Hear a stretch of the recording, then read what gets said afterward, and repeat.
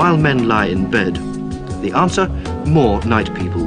The problem, how to turn your life upside down without ill effect.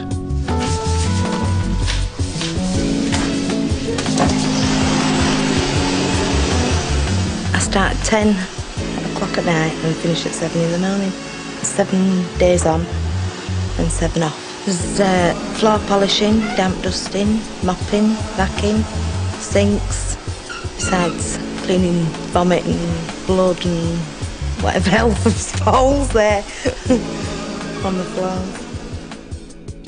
A woolen mill, and these men working through the night are rat catchers. Stand back, squeeze back a bit, back just an inch. Right.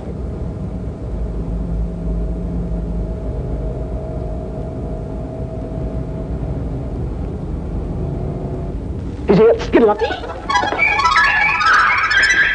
Jab in. I think finish him off, Douglas. I should have done him. I don't think I am supposed to really in my contract to mop it up. I think nursing staff's supposed to clean it, but the simple reason a domestic's on there to clean. So, I mean, if I ain't there to clean blood up, it's a waste of time me being there anyway. So, I mean, we all work as a team on there. Nothing goes without one another. So I automatically do it.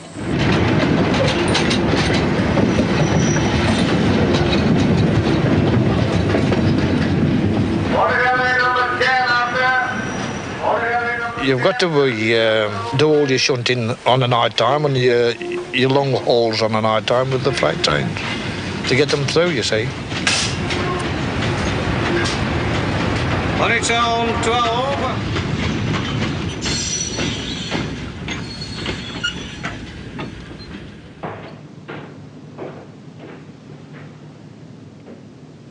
You know, being a night watchman, it's amazing the thoughts that pass through your mind here alone in the factory at night.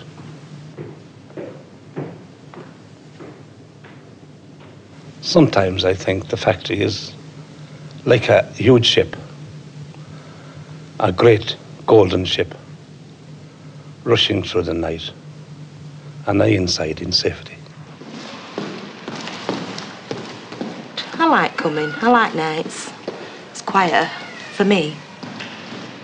I see more at kids than what I did when I worked days. You're your own boss. You've got to work on your own initiative. I like that.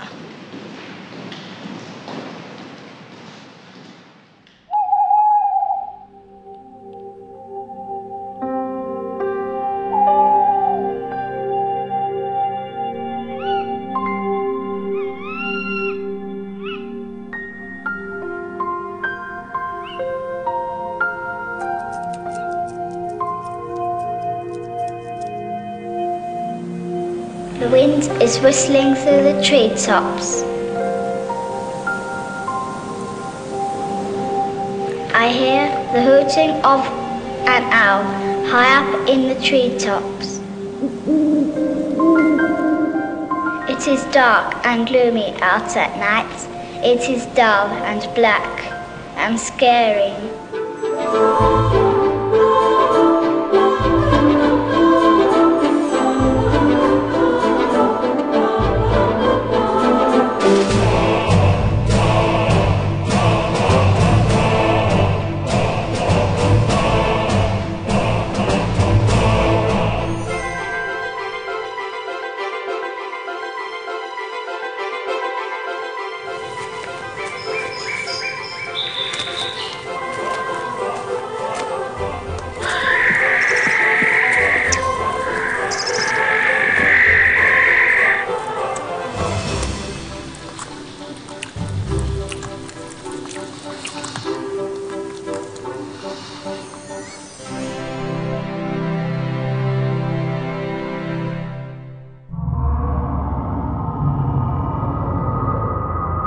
A very ordinary-looking council house.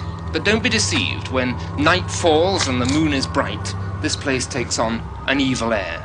It's inhabited by a lady in white, a nun, and a tall man in a black cape with a gold choker. The householder, Mrs. Joyce Bowles, gets so nervy that she sleeps with her friend, Bridget, when her husband is away working nights on the railway. Bridget's willingly demonstrated some of the ghost's antics. This thing starts creaking. I didn't know what it was in the beginning, but I worked out it's the door trying to open, which it eventually does. Pronk, like this. And then it starts moving. Like this. And these things fly out. So, wait. Very frightening. Well, it was in the beginning, but I got used to it. So after a while, they take off. I mean, I can be laying in bed and I'm touched. Something just comes up and touches me with the hands. Touches you? It touches me as though they're trying to wake me up. So then, one night, or several nights running, it happened that Joyce says, "Bridget." And I look across, and this mattress lifts itself up and tilts Joyce towards me, which is rather alarming. I have slung my leg and one arm across, trying to hold it down, which is quite a job. After that, we hear 7 knocks.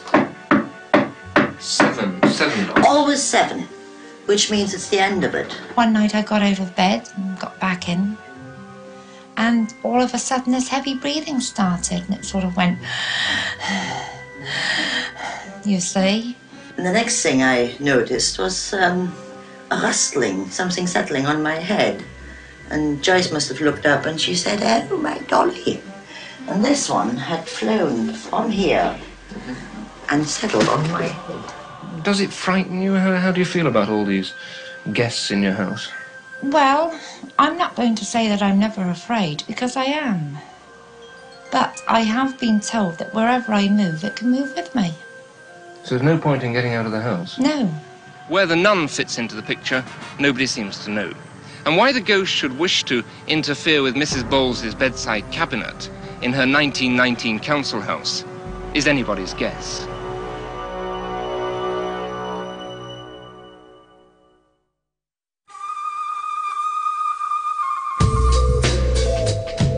I'm off now in search of a denizen of darkness.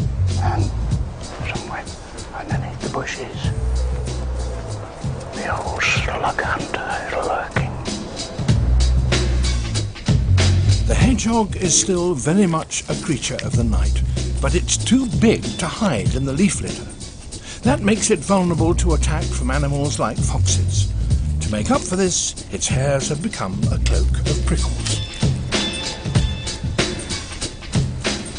And if it thinks it's in real danger, it's got a special trick.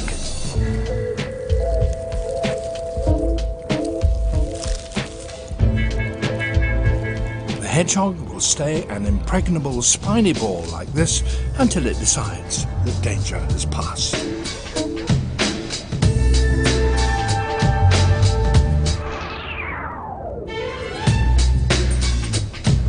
How many prickles does a hedgehog have?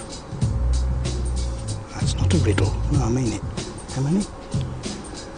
6,000. I mean, not exactly, but they're about 6,000. And they change them over a period of 18 months. Not all at once, of course. Can't have bald hedgehogs running around, can you? But one thing is guaranteed to make a male hedgehog drop his guard: the promise of an amorous liaison.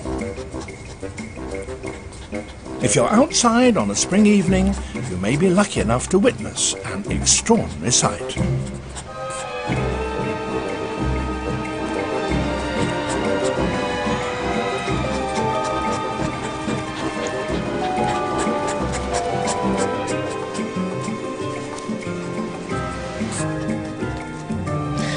You might think that having a coat of spines on your back would be something of a handicap when it comes to the intimacies of courtship. And indeed, classical naturalists thought that hedgehogs actually mated belly to belly. But it does seem that the old joke that asks, how do hedgehogs mate, was right all along. The answer is, of course, with great care. Something we see almost every day, yet rarely notice until it's dark. So small we pass over it without a thought. Percy Shaw invented the cat's eye.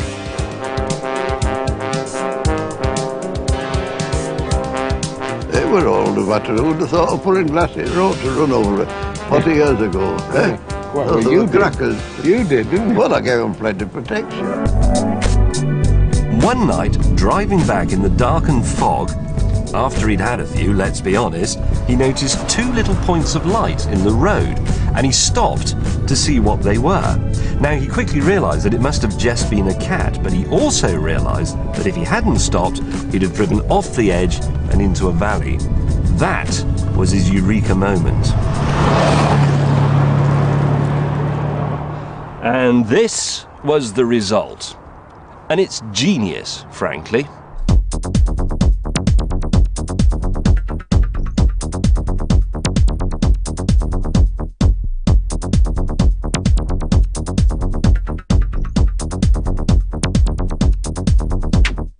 Not only does it light the road ahead, it also maintains itself. This base bit, that's a piece of cast iron. That will essentially last forever.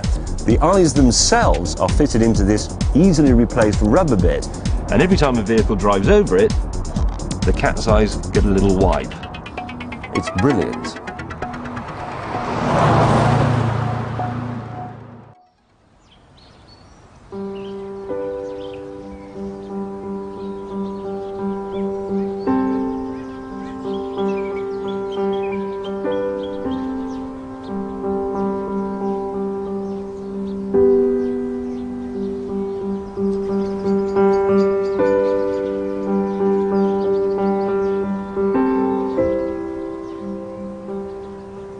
The starling, probably not most people's favourite bird.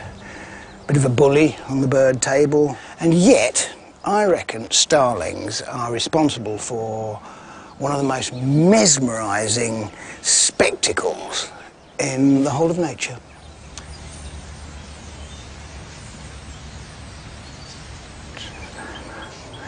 I'd say there's at least 4,000 birds up there at the moment. And still they keep coming. I feel like I ought to be conducting them. Okay, all together. It's the shapes though. I know it's the obvious thing to say, but just watch how these shapes change.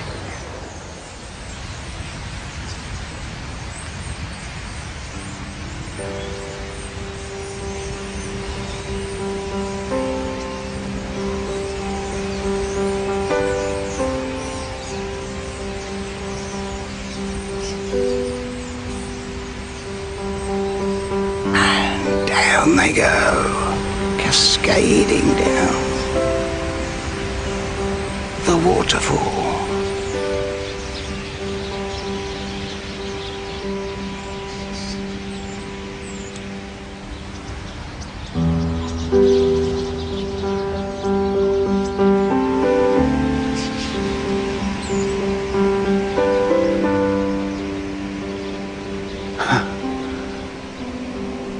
Who'd have thought it, eh? When somebody said to me, what's the most memorable creatures you've seen? Is it lions or sharks or elephants? And I'd say, starlings. Just one little mushroom left. It's like a parachute, nearly all down.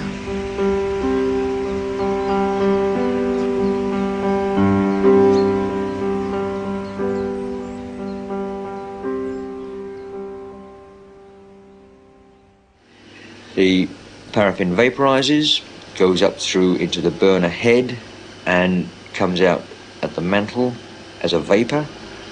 You simply light the vapor and up the light comes. One big white ball of light.